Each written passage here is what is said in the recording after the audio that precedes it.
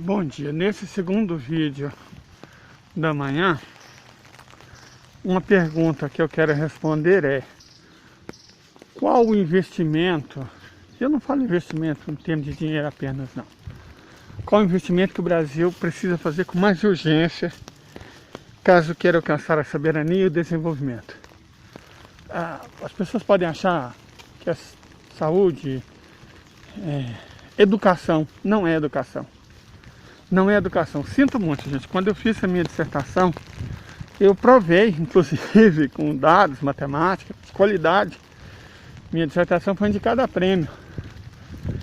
Que a questão do desenvolvimento, a educação é importantíssima, mas a educação, ou a melhora no início da educação, não é a causa, é a consequência. O melhor investimento que uma sociedade pode fazer, caso queira se desenvolver, é em diminuição da desigualdade. Então, precisamos urgentemente reduzir a desigualdade. Porque você fala, investimento em educação. Poucos países investiram mais em educação do que o Brasil nos últimos anos. Nosso índice de pessoas com curso superior bem mais que dobrou. Nosso índice de analfabetismo caiu enormemente. Nos tornamos mais desenvolvidos por isso? Não. Se a gente for analisar desde o golpe para cá, a situação média do trabalhador brasileiro, ela piorou, gente. Desculpa, o vento deu uma virada no meu guarda-chuva. Então a situação média do trabalhador brasileiro piorou ao invés de melhorar. A educação, ainda mais, a gente tem que pensar, vamos começar nisso aqui.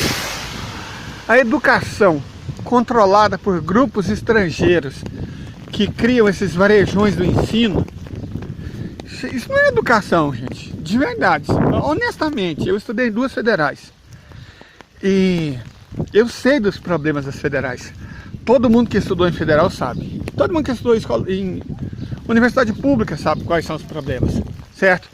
Internamente as pessoas sabem que a universidade pública se transformou em máquina de gerar ansiedade, depressão em alunos e de colocar os professores dentro do sistema Bolonha, que é uma excrescência, para produzir currículo. A universidade pública se transformou numa máquina de fazer lattes para os professores e numa máquina de quase tortura psicológica para os alunos. Ninguém ganha, não tem ninguém feliz, não tem ninguém satisfeito.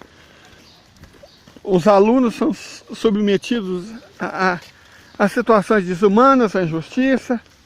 Os professores têm que ficar, abre aspas, produzindo, mendigando artigo, como se o problema fosse esse, sabe? Como se a educação se resumisse a isso. Temos problemas. O ensino médio, principalmente da reforma do ensino médio do governo Temer, que já era ruim, piorou bastante, vai piorar ainda mais. Vai produzir gente ainda menos preparada do que produz. Vai produzir gente ainda menos qualificada do que produz. Porque a reforma do ensino médio foi uma piada de mau gosto para beneficiar sistemas de ensino particular.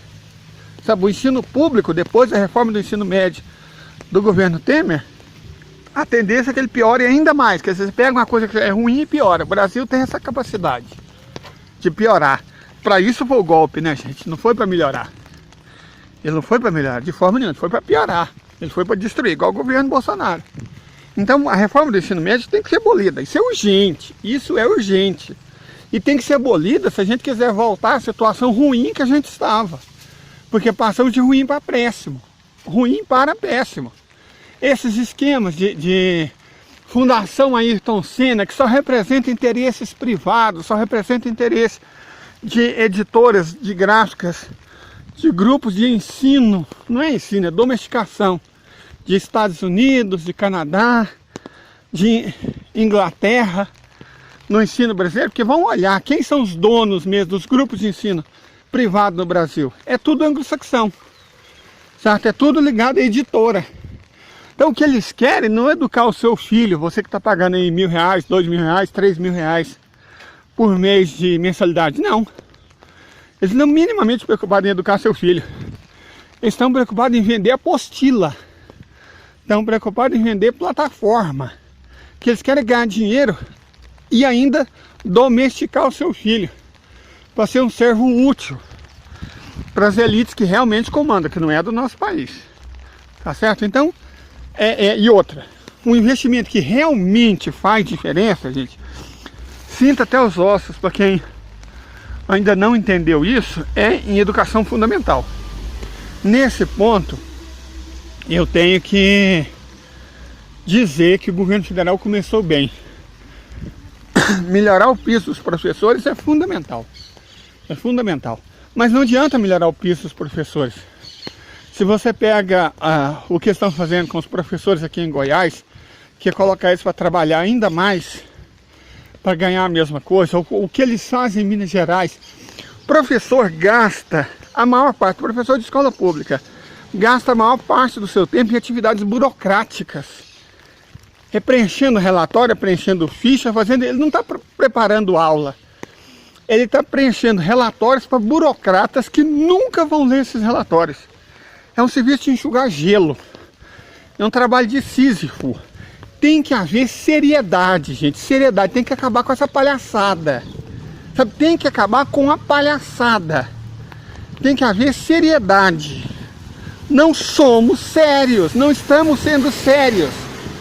Está colocando os professores das escolas públicas, dos colégios públicos, para virar burocrata, para preencher relatório, para bater metinha.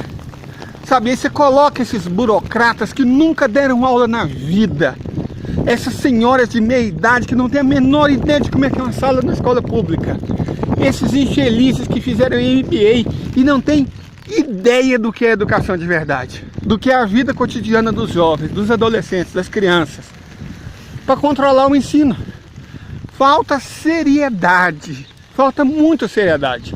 De toda forma, como eu disse, embora seja urgente, seja imprescindível, um investimento pesado em educação, valorizando ciência, valorizando engenharia, valorizando pensamento crítico e não repetir fórmula de livrinho de sistema de escola particular, feito por editora inglesa, por editora americana, por editora canadense, que se disfarça de grupo de ensino brasileiro, varejão de ensino. Ok, isso tem que ser combatido com firmeza, com dureza, com urgência. Nem ficou nesse debate, não. Tem que ser feito alguma coisa. Mas a questão maior não é essa. Se o Brasil quiser realmente se desenvolver, ele precisa reduzir a desigualdade. O Brasil é um dos países mais desiguais do mundo, e a desigualdade, desde o golpe, evidentemente, para isso serviu o golpe, né? Só tem aumentado. Ela diminuiu durante os governos do PT, considerando que o governo Dilma durou 1 ano e meio. Certo? Nem sei se durou 1 ano.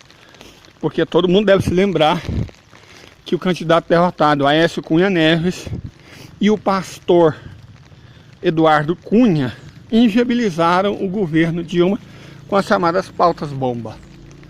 Então, durante os 13 anos de governo do PT, a desigualdade diminuiu. Por isso o golpe, né? Por isso o golpe. Mas o PT também não soube aproveitar o momento. Não soube. Ele deixou, não conscientizou politicamente as pessoas. E aí muita gente acreditou em pastor vagabundo e pastor safado. Ó, gente, estamos melhorando de vida porque Deus está feliz com você. Pague dízimo. Vote nos nossos candidatos igualmente safados e vagabundos, que a sua prosperidade vai aumentar. A teologia da prosperidade é uma antiteologia.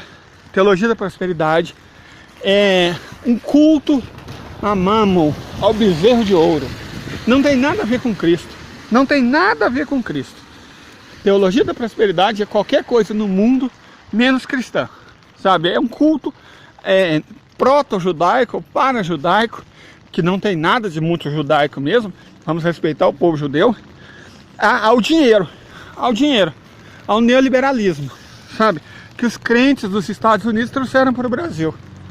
É isso, não tem nada a ver. Mas voltando ao assunto, reduzir a desigualdade, que é urgente, caso queiramos nos tornar um país desenvolvido, passa, como eu já disse, por abolir a Lei Candir. Mas o que a Lei Candir tem a ver com isso também? Olha, se a Lei Candir favorece a concentração de renda em latifundiários e mineradores, evidentemente ela ajuda a desigualdade. É preciso combater, destruir, eliminar, né, abolir a lei que permite ganhos de capital sem pagamento de imposto. Isso é um absurdo, certo? O sistema tributário e fiscal, nesse sentido, eu gosto muito das ações iniciais do ministro Fernando Haddad. O sistema tributário e fiscal tem que ser modificado. Ah, o Brasil tem muita lei. Não, o problema não é esse não. Para com isso, para de palhaçada, para de mentir. O problema não é esse. O grande problema é que o Brasil tributa consumo. E quem consome são os pobres, são a classe média. Tem que tributar a renda. E tem que tributar a produção deletéria. O que é produção deletéria? Aquela que mais prejudica do que ajuda o país. Por exemplo, agronegócio e mineração. Você tem que incentivar a indústria, o desenvolvimento industrial. Tem que incentivar a tecnologia. Tem que incentivar a educação. Você não tem que incentivar exportação de água, de recursos naturais, que é o que a gente faz quando exporta semente para alimentar porco da China.